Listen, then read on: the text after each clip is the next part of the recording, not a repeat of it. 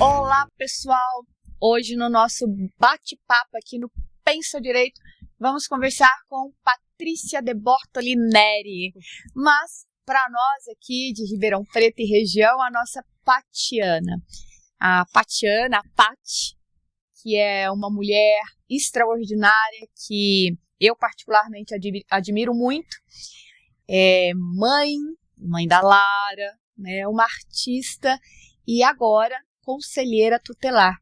E a Pati veio falar com a gente hoje sobre um assunto muito, muito, muito importante, e é um assunto que tem que ser muito falado durante todo o ano e intensificado em maio, né, que é o Maio Laranja. E nós estamos falando sobre o combate à prevenção de abuso e exploração sexual contra meninos e meninas. A gente precisa falar sobre isso, até porque o combate à prevenção só pode ser feito sobre aquilo que a gente conhece. Então a gente precisa falar a respeito para que possamos escolher as melhores formas, os melhores caminhos, as medidas mais adequadas para esse enfrentamento tão importante. Então, Pati, é uma alegria enorme receber você aqui no Pensa Direito, que é um podcast que quer falar sobre direitos humanos, mas no contexto do nosso dia a dia, daquilo que acontece nas nossas vidas e nas nossas vivências. E, infelizmente, esse também é um assunto do nosso cotidiano, que é a violência e de todas as formas, né, sofridas por meninas e meninas no país. Mas, Pati, é uma satisfação recebê-la. É um prazer estar aqui, fiquei muito feliz com o convite. É um assunto pesado, mas é necessário mesmo. A gente tem que falar sobre isso o ano inteiro, principalmente nesse mês de maio. E antes da gente falar um pouquinho sobre o Maio Laranja, né, sobre o mês, né, da campanha de combate e prevenção do abuso e violência sexual contra crianças e adolescentes, e do dia 18 de maio, que é o Dia Nacional desse combate, né? Eu queria que você contasse um pouquinho pra gente, Paty, acho que isso é muito importante, porque todo mundo em Ribeirão Preto te conhece da cultura, né? Te conhece da música, te conhece, né, da balada, do hierofante, e agora a gente está conhecendo essa outra dimensão, essa outra faceta que pra gente é um ganho enorme, pra cidade é um ganho enorme, que é você, conselheira tutelar. O que te levou a escolher esse caminho, Pati? Olha, a área da cultura que a gente sempre atuou, né, eu e o Rafones como hierofante, apesar de ser balada, de ser de noite, sempre foi um local político, né? O circuito underground da banda autoral independente também é um ato político, né? E a cultura é um direito fundamental. Então, acho que os caminhos foram me trilhando, assim, eu sempre fui uma militante de direitos humanos, né? Estava atuando na cultura, agora estou na causa de criança e adolescente, mas eu acho que tem tudo a ver, apesar de não parecer para todo mundo, não ser tão claro, o meu caminho me trouxe aqui porque o hierofante mesmo, o espaço que a gente tem ainda hoje, né? A marca que a gente leva é uma marca política. A gente sempre se posicionou, sempre esteve no meio político, fui filiar depois, né, dessa militância da cultura, mas o caminho de luta pelos direitos humanos sempre existiu, então... E você acaba, né, Pati, militando em duas áreas que são duas áreas muito sensíveis, e são direitos humanos fundamentais, né, tanto o direito de acesso à cultura, né, e o direito a todas as formas de expressão cultural, como a garantia, proteção e promoção de direitos de crianças e adolescentes. Mas a gente sabe que também são áreas vítimas de toda sorte, né, de violência, tanto a cultura, né, a gente sabe que, principalmente nos últimos anos, o tanto que a cultura sofreu no país, e agora você trilhando mais essa jornada, né, compondo aí o fronte de mais esse enfrentamento, que é a promoção e defesa de crianças, de direitos de crianças e adolescentes. A cultura e a assistência social são as áreas de menor orçamento, né, o primeiro corte é feito aí. Então, de fato, é uma área que deve ser exaltada. A gente deve manter essa luta para que não se extingue, né?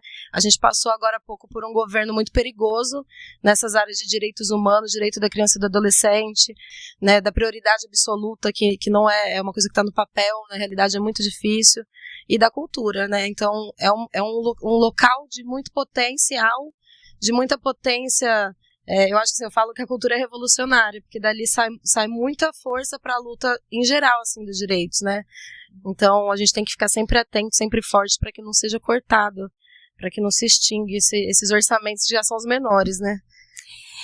E em relação ao Maio Laranja, a gente sabe que desde os anos 2000, a gente tem um dia de conscientização, que é o dia 18 de maio. Então, o dia 18 de maio, ele é o Dia Nacional, né, do combate ao abuso e exploração sexual de crianças e adolescentes. Essa data foi instituída no ano de 2000 por uma lei federal, acho que a 9.970, se não me engano, mas recentemente, né, em 2022, foi instituída a campanha, né, do Maio Laranja, ou seja, para além do dia de conscientização da necessidade do enfrentamento, né, desse mal, a gente tem um mês inteiro dedicado a ações visando o combate à prevenção dessa forma tão cruel de violência, né? E quando eu falo cruel, Paty, porque é um problema não só social, mas também de saúde pública, né? A gente pode falar que a violência sexual sofrida por meninas e meninos tem uma consequência para a sua saúde, seja a sua saúde física, seja a sua saúde mental, muito grande. E é um problema, sim, de saúde pública, né? É biopsicossocial, né, que acaba acontecendo, porque nem toda exploração, nem toda violência sexual, ela é um ato carnal. Né? Às vezes um olhar, um gesto, uma sentada no colo, que não tem, de fato, o ato, é uma violência. E ela fica muito camuflada. Né? Então, isso causa danos muito psicológicos para a criança. E a criança e adolescente é um ser em desenvolvimento. Né? E a gente tem que preservar esse desenvolvimento. E quando acontece uma violência, né, uma violação de direitos nesse período, tem consequência para o resto da vida. E a sociedade também não está preparada para ajudar e acolher essa adolescente quando ela se tornar um adulto, né? Se a gente tem que acolher quando criança para evitar que aconteça a violência. Por isso que esse mês é tão importante, é de prevenção, é de combate, né? Porque o depois já é tarde demais. Então, a gente tem que tratar isso antes que aconteça. E você fala, Paty, de uma coisa que é muito importante, né? Que o abuso sexual contra meninas e meninos, ele não necessariamente tem o contato físico, né? Ele pode acontecer com e sem o contato físico. Isso é muito importante, até para que a gente possa ajudar, né, a quem nos acompanha, compreender e entender, né, se aquela situação é uma situação de fato, né, de abuso sexual. Isso é importante, né? Como que se daria, por exemplo, as formas de abuso sem esse contato físico? Olha, é muito sério que a gente fale que a criança ela tenha consciência do próprio corpo, né? Onde que pode tocar, quais são as partes íntimas, porque daí vai se entender melhor o que é, o que não é abuso, né? Porque às vezes assim, eu posso dar a mão para o meu colega, para um adulto, posso, mas se você se sentir desconfortável, se você não quiser dar a mão para esse colega, a mão que é uma parte do corpo, assim, sem nenhuma relação sexual, né? Não é uma parte sexualizada, pode se tornar um abuso. Se você não está com consentimento sobre aquele ato, já é um abuso, né? E pode acontecer violência, assim, quando você fica em contato com algum conteúdo pornográfico, por exemplo, né? A criança que está assistindo um vídeo sem supervisão do adulto. Isso também é um tipo de violência. A própria conversa com crianças sobre atividades sexuais, né?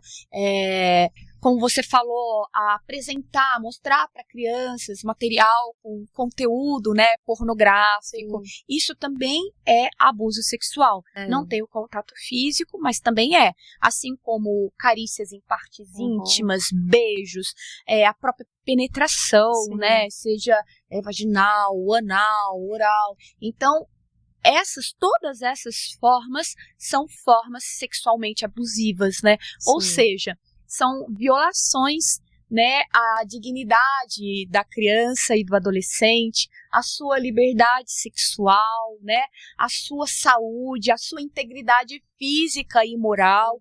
E, para além de tudo, pessoal, também é crime. Né? É muito importante lembrar. É crime.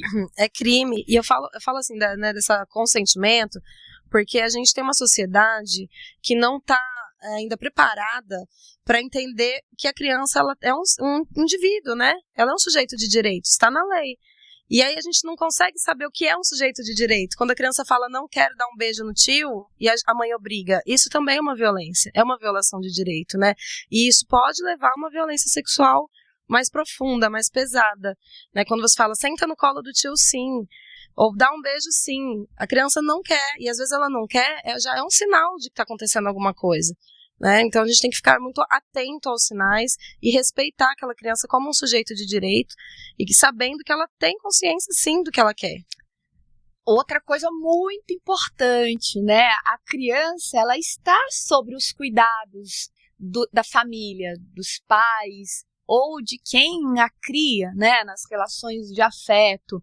Mas a criança, ela não é uma coisa, ela não é propriedade, né? Então, isso é muito importante quando a gente frisa que a criança é um sujeito de direito. E aos adultos cabe o quê? Cuidar para que essa criança tenha o seu desenvolvimento pleno, para que ela possa, né, desabrochar em todas as suas potencialidades. O nosso papel é um papel de dever e de cuidado, né? Não um papel de posse ou propriedade.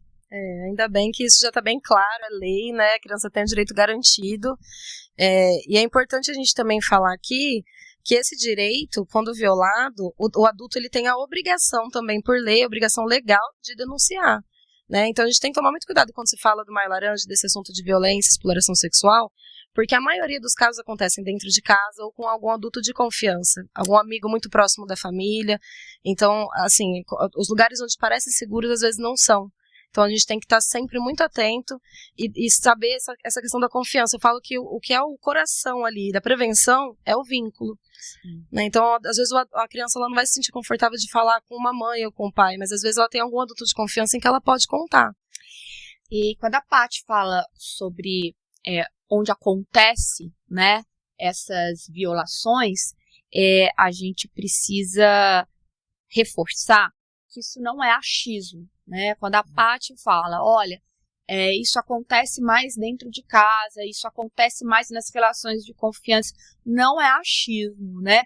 São estatísticas, né? Para vocês terem ideia, o boletim epidemiológico de 2018 do Ministério da Saúde, compilando dados de 2011 a 2017, fazia o seguinte diagnóstico, né? Das vítimas crianças até 9 anos de idade, mais de 74% delas eram do sexo feminino. Então, das crianças vítimas de violência, de abuso e exploração sexual até 9 anos de idade, gente, 9 anos de idade, mais de 74% delas eram meninas. Mais de 50% tinha de 1 a 5 anos de idade. Mais de 45% eram negras. E mais de 3% tinha algum tipo de deficiência ou transtorno. Qual é o perfil do agressor? Mais de 81% era do sexo masculino. 37% tinha vínculo familiar com a criança ou adolescente vitimado. Mais de 27% era um amigo ou um conhecido da família. E, em mais de 58% das vezes, a violência ocorria dentro de casa. Esses números não mudaram de lá para cá muito, né? Em 2020, ficou-se também demonstrado que a cada hora, 3 crianças sofriam abuso. E mais de 50% também tinha entre 1 a 5 anos de idade. Em 2023, o Anuário de Segurança Pública, ele também mostrava que das denúncias recebidas, e foram mais de 22 mil, 60% das vítimas tinha de 0 a 9 anos. Então, olha bem, né, são crianças vítimas de violência sexual. mais de 80% do sexo feminino. Então, Paty, a gente tem um perfil aí, né? Tem, e você trouxe recortes muito importantes, que são o recorte racial, né? Quando se fala em violência, é importante lembrar que ela não tem, né? Raça, não tem religião, não tem classe social, não tem gênero, mas quando a gente faz um recorte, a gente consegue olhar mais de perto qual que é a raiz do problema, né? Onde que está acontecendo. Porque as meninas negras, elas são mais violentadas, né? A população LGBTQIA+, é mais violentada, e a gente, quando fala desse tipo de população, elas também integram criança e adolescente, né? Então a gente acaba tendo que fazer esse recorte na hora de fazer uma análise mesmo, para a gente poder criar política pública para combate. Todos os tipos de violência de que crianças e adolescentes são vítimas estão atreladas de forma mais profunda a questões sociais, sim, a questões econômicas, a questões raciais, a questões, né, de gênero, ou seja, a vulnerabilidades, né? Isso não significa que meninos não sejam vítimas de violência sexual, são sim, mas as vítimas, né, mais constantes, as maiores vítimas são mulheres, são meninas e são meninas negras. Isso é recorte do patriarcado, assim, a gente tá carregando isso ainda, né? Então, quando a gente discute movimento feminista, movimento de mulheres, tem tudo a ver. Eu acho interessante que Maio Laranja aconteça em maio, que é o mês das mães, né? Porque tem, ainda mais assim, tem pessoas que não têm mães, tem mães que perderam seus filhos, tem vários movimentos aí, e quando acontece uma violação com um filho, com uma criança, é o interromper a vida, né, o desenvolvimento dessa criança. Então é interessante que tenha essa união, porque os movimentos, eles se entrelaçam. Né, quando a gente vai falar de qualquer tipo de violação de direito, você não consegue isolá-los. Né, quando fala da vulnerabilidade, traz essa questão, a gente está falando da assistência social. Quando você falou dos números de idade, de 0 a 5 anos, a gente está falando da primeira infância. E tem uma lei da primeira infância. E na lei da primeira infância, que você vai saber melhor do que eu, que você é jurista, ela fala da proteção da família. Porque não tem como você proteger uma criança sem proteger a família, né? Cuidar de quem cuida. Então, a questão social, ela acaba entrando aí. Esse número, ele é muito maior nessas famílias vulneráveis e que não são assistidas de forma correta. É engraçado, né? Engraçado não, né? É triste, é trágico a gente perceber que todas as formas de violência, seja de crianças, seja de adultos, ele traz também, de uma forma muito mais presente, questões que são as próprias desigualdades e injustiças sociais, né? A gente está falando de crianças e adolescentes vulnerabilizados e as suas famílias também o são, né? Então, a gente pega também a questão, afeta ao tráfico, né, e exploração sexual de crianças e adolescentes, também são crianças e adolescentes de núcleos familiares vulnerabilizados. A gente precisa trazer esses recortes, porque são recortes que demonstram que a gente vive numa sociedade racista, sexista, machista, capacitista e que violenta e aprofunda a própria pobreza, né, Paty? Você não tem como dissociar uma coisa da outra. Então, combater as desigualdades, e acho que isso é muito importante falar.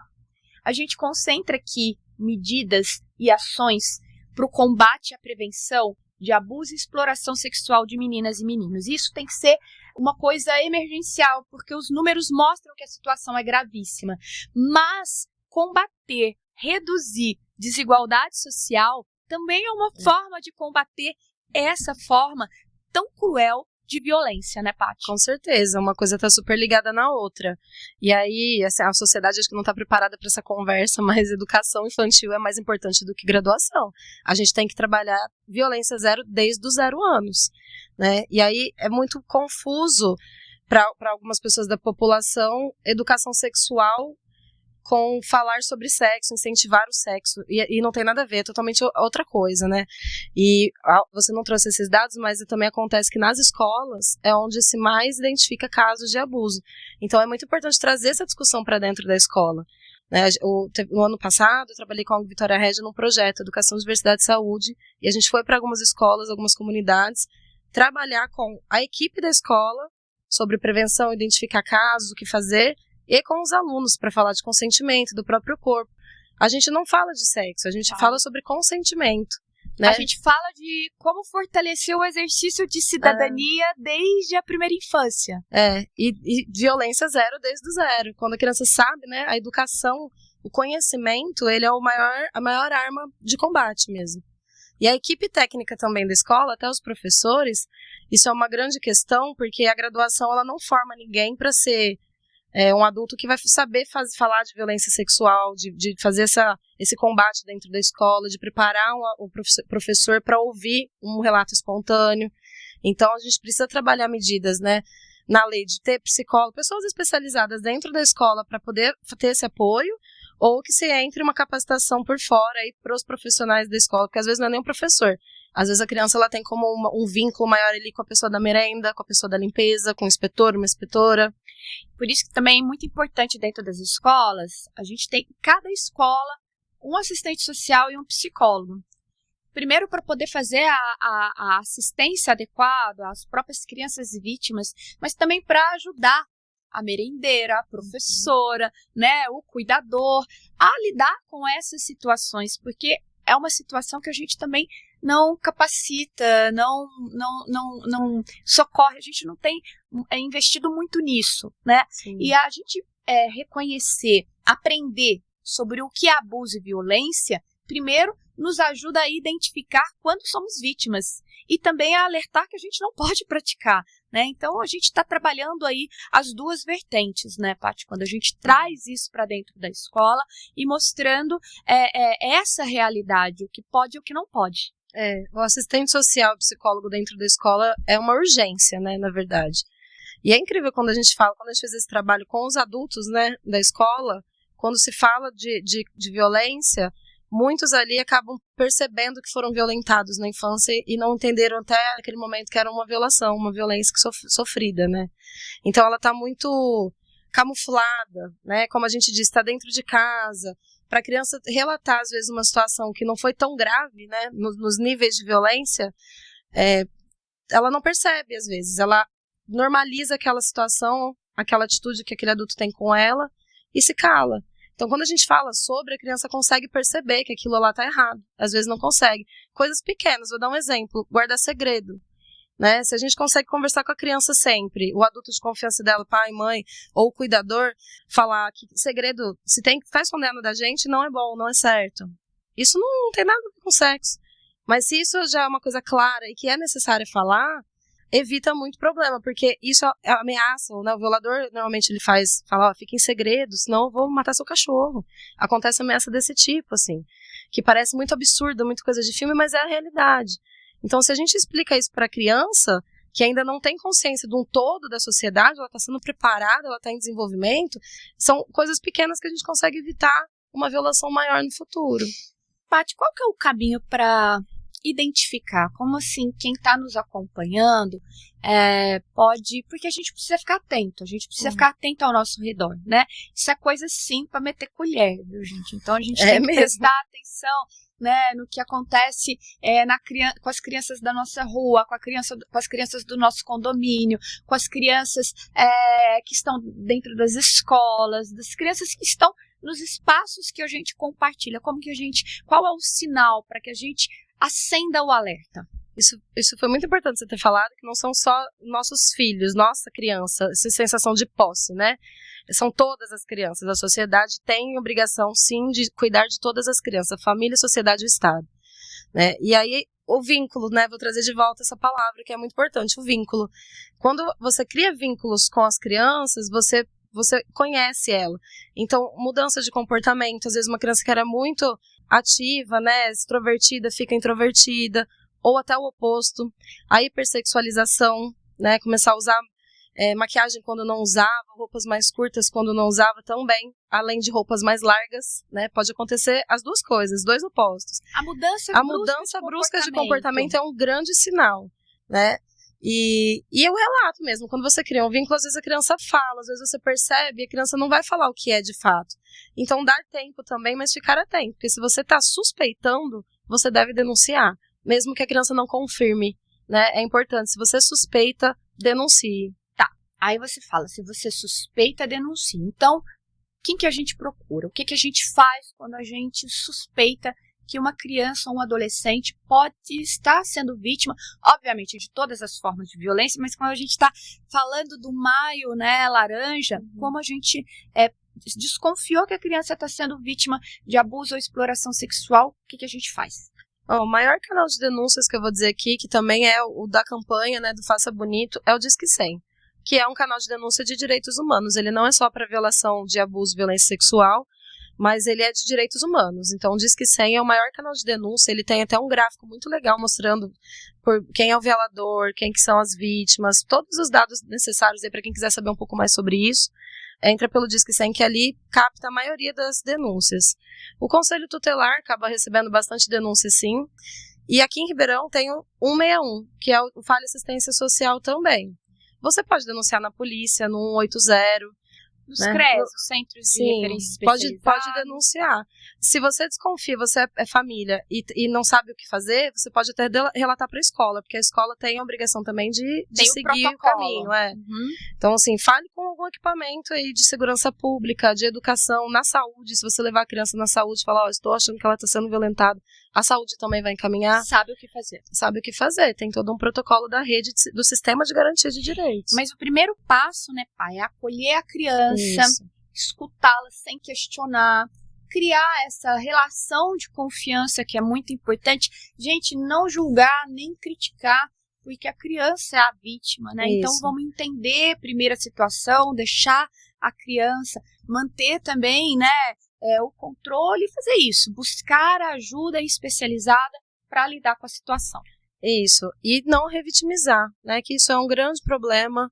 É uma luta aí também nossa aí de quem luta pelos direitos humanos, a não revitimização, porque a criança acaba passando por vários equipamentos quando ela sofre uma violência e ela tem que contar em cada equipamento que ela vai o que aconteceu. Não forçar, você falou muito bem, né? Dar o espaço, não pergunta demais e não culpabilizar, porque a criança que sofre uma violência sexual, ela já sente culpa, né? É uma reação natural, assim, sentir culpa. Então, se você, por causa da roupa que você tá, mas você também fica fazendo essa atitude, isso de jeito nenhum, não faça. Né? Porque se essa criança ela teve coragem de falar, de pedir ajuda, ela tem que ser acolhida. Isso já foi assim, uma atitude de muita coragem da criança. Paty, e sei que tá chegando aí no finalzinho do nosso bate-papo, mas e o Conselho Tutelar? Que órgão é esse? Né? O que ele representa, né, para uma sociedade que tem o compromisso de fazer defesa e promoção de direitos infanto-juvenis? O Conselho Tutelar, ele é um órgão lindo, maravilhoso, assim, é uma relação de amor e ódio que eu estou desenvolvendo. Porque, assim, é o órgão que vai garantir o direito, mas quando chega alguma coisa lá, é porque já foi violado, né? Então é triste demais quando chega uma denúncia. Todas as denúncias que chegam é porque a gente sabe que aquela família já teve todos os direitos violados para chegar até a gente como pedido de socorro. Mas o Conselho Tutelar não fica só atendendo, né, as demandas que vêm da população, não é só denúncia, é um órgão ativo, tem um papel ativo, ele não só espera chegar. Ele tem um papel ativo no direcionamento de política pública do município. Então a gente saber os dados, todos que acontecem, ter esse levantamento, participar, fiscalizar as instituições que trabalham com criança e adolescente, é importante para a gente saber como o município está atuando nessa questão de garantia de direito. Então a gente vai direcionar a política pública para que evite chegar ali as denúncias, né, para que evite a violação. Então, eu falo assim, na questão mesmo, voltando ao Maio Laranja, na questão de violação de direito, a gente tem muito, muito para caminhar para frente ainda. Ribeirão Preto precisa urgente de um centro especializado, de um centro de atendimento integral para criança e adolescente. Precisa de uma delegacia de proteção dos direitos da criança e do adolescente. Porque hoje uma criança que é vítima de violência sexual, ela passa pela DDM, ali ela tá junto com que é a delegacia, né, de defesa das mulheres, e ali ela tá junto com outros tipos de violação que às vezes ela ainda não teve contato, né? Ela vai para o IML, ela tem que passar pela polícia, as pessoas não estão preparadas para ouvir. Agora o Ribeirão Preto lançou a escuta especializada, né? É novo, a gente vai ver como vai caminhar, mas as pessoas que vão participar da escuta, elas têm que ser técnicas, têm que ser profissionais, não é qualquer pessoa que vai trabalhar com essa violação. Essa foi uma luta de nós mulheres por uma delegacia especializada, né? A gente roga para que o atendimento de mulheres vítimas de violência seja feito por mulheres. Sim. O espaço tem que estar preparado para que as mulheres não se sintam, né, novamente vitimizadas. A mesma coisa acontece com crianças e adolescentes. A gente precisa de espaços e pessoas, né, qualificados e espaços adequados para que essa criança ou esse adolescente vítima da violação de seus direitos estejam no espaço que seja do espaço de segurança. Sim. Né?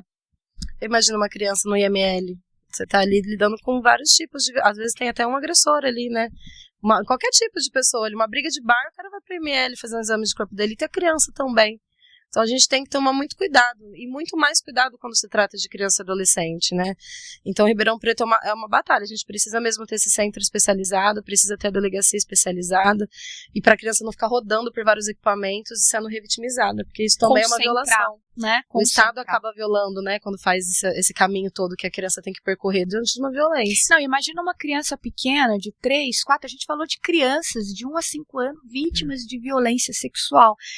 Os serviços deles têm que estar de fato concentrados no lugar, até para melhor compreensão, né, do que está acontecendo, e essa violência já sofrida, ela não ser ampliada, né, ou perpetuada. É exatamente isso. A gente tem que tomar cuidado demais com a revitimização. A criança, quando ela tem que ser acolhida. Ela já foi corajosa de falar, já teve que passar por todos os equipamentos. Se acontece de novo, ela não vai querer percorrer tudo isso novamente, sabe? A gente tem que acolher mesmo, a sociedade tem que estar preparada para lidar com as violações de direito que acontecem diariamente, acontece todos os dias, a todo momento. Bom, hoje a gente está falando, né, isso é mais uma ação também da campanha do Maio Laranja, né, a gente falar, levar informação, conscientizar e informar, né, para poder combater e prevenir. Hoje, a gente ainda faz um enfrentamento de números que são números muito ruins, muito perversos, mas a expectativa é que daqui a uns anos, no Maio Laranja, no dia 18, a gente esteja comemorando os números cada vez menores até a gente erradicar esse mal. Porque hoje a gente ainda tem números que são números estarrecedores. A gente tem uma jornada muito grande pela frente, né, Paty? Tem sim. E vale lembrar, né, maio é o mês de referência, mas a gente tem que fazer esse combate o ano inteiro. Então, se você achar que tem uma violação, denuncie. Liga no Disque 100 e denuncie. Pessoal, então esse foi mais um Pensa Direito. A gente recebeu aqui a Patrícia, nossa Patiane, conselheira tutelar aqui em Ribeirão Preto, fazendo um trabalho maravilhoso, com muita paixão, com muito compromisso, com muita seriedade na defesa e promoção de direitos de crianças e adolescentes. Paty, deixa um recadinho final para quem está nos acompanhando. É um prazer estar aqui, fiquei muito feliz com o convite, sempre que chamar eu volto. E é isso, gente, Maio Laranja, dia 18 de maio é o Dia Nacional da Campanha, então vamos fazer bonito o ano inteiro. É isso daí. Pessoal, esse foi mais um Pensa Direito. Nos acompanhe, nos siga lá, né, no nosso canal no YouTube. Ative lá o sininho para receber informes de episódios novos. Compartilhe principalmente este podcast. Compartilhe logo, compartilhe esse mês, porque esse é o mês em que a gente reforça ações e medidas de combate e prevenção. Elas acontecem o ano inteiro, mas esse é o mês em que a gente deposita bastante energia também para levar conhecimento e informação. Um beijo e até o próximo episódio.